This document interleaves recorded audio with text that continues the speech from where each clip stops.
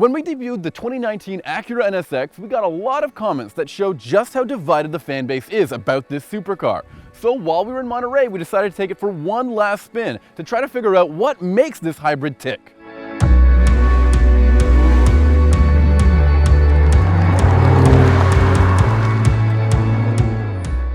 There's a lot to know when it comes to the NSX. Let's start with the engine, or motors. Behind me is actually a twin-turbo V6 engine that makes 500 horsepower alone, and it powers the rear wheels, only the rear wheels, because up front, two electric motors handle the front wheels. The combined output of this vehicle is somewhere around 573 horsepower, and what really helps is that the NSX has a really well-sorted transmission. There's a direct drive motor as well as a 9-speed dual-clutch transmission. Other automakers should really pay attention to this dual clutch because it's really refined. It doesn't feel shuddery or janky or unrefined. And obviously a lot has to do with those electric motors that can fill in the gaps. Put your foot down in this car and it will achieve 60 miles per hour in 3.1 seconds, which is unbelievable. And I think what's really cool about the NSX is it looks really good. It looks super sci-fi, but it also does not look too obnoxious. It doesn't have these ginormous spoilers or any weird graphics. It doesn't scream its name on the side of it like, say, some fancy Porsches might. And that goes to show you the kind of driver and buyer that the NSX is appealing to. Someone with a little bit of a head on their shoulders. Because this car, surprisingly enough, is very comfortable. It's nice and easy to get in and out of. It's pretty easy to see out of. The controls are really logically laid out. The only problem that I have with this car is its interior, and that's a tough thing to complain about. A car that costs as much as this vehicle, which is somewhere north of $150,000, should feel special in the interior. And when you have an infotainment system that's pulled straight out of a Honda, and you've got some materials that just don't give you the special feeling like you spent all of that money, that's where this car really falls apart. Additionally, there's nowhere to hold your stuff. There's a very limited amount of space. I'm practically straddling my mic pack here. On the other hand, there are some pretty neat gizmos with this vehicle. It has a gorgeous 4.2-inch display that shows you all the information, nice big tachometer. And while the motor does not sound particularly loud or exciting, it's very interesting. It's very different in the same way that I would describe the Bmw i8. And I think that's a very good comparison to make. The NSX is essentially an i8 that went all out in terms of performance. One of the interesting elements of this vehicle is the way that the front wheels can actually apply negative torque to help rotate the vehicle. As a result, it always has this sort of torque vectoring feeling going on. And while that's very fast, it actually removes a little bit of the feeling involved with the steering. Instead, you feel this car with your butt, which is to say it's fairly stiff, it's communicative, the suspension is nice, but you get zero feel through the steering wheel. And that's something that enthusiasts are just gonna have to deal with.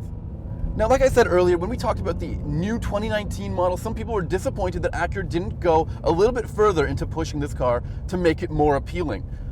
The problem with this car isn't anything that Acura or Honda has done. It's more just how good the competition has become. We're in really a golden age for supercars. And the NSX doesn't just have to be good, it has to be great.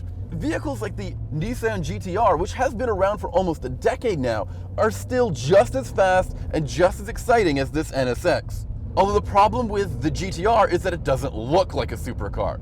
So what else do you have to compare it to? There's the brand new Audi R8, which is a little bit more affordable and has the fantastic noise associated with the V10 engine. But finally, there's also that Bmw i8 I mentioned.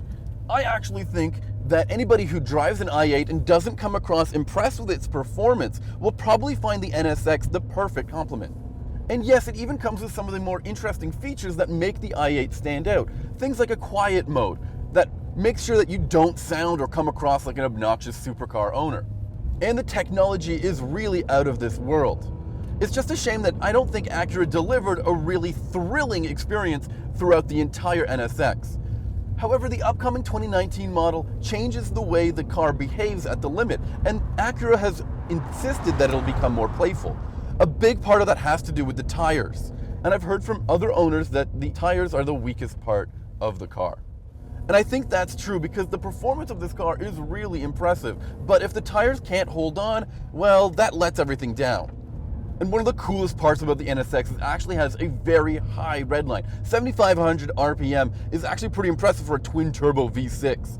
And the vehicle actually manages to feel not like a turbocharged engine and not like an electric motor, but it feels somewhere in between. It feels like a naturally aspirated car. Acura should be given a lot of kudos for this feeling. The throttle response is perfect.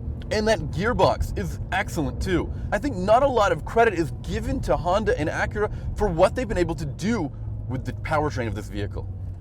This is a car that shouldn't be dismissed so quickly, but it isn't perfect. Fortunately, a refresh is coming next year with a better interior and some upgraded tires. But no matter how you look at it, this is a very flawed vehicle. It has a fantastic powertrain, but no matter what, some people are going to realize that it's lacking in some dramatic ways, no matter how cool it looks.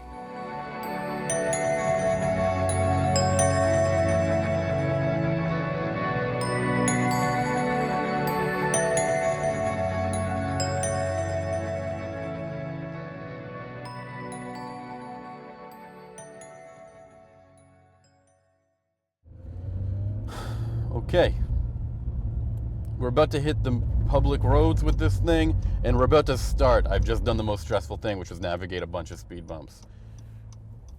And the NSX can do that. Except for there's a little bit of traffic for all the Wyros and Paganis with their fancy doors. Look at their fancy doors. Look, that's a Zonda. Neat. All right, buddy, let's get going.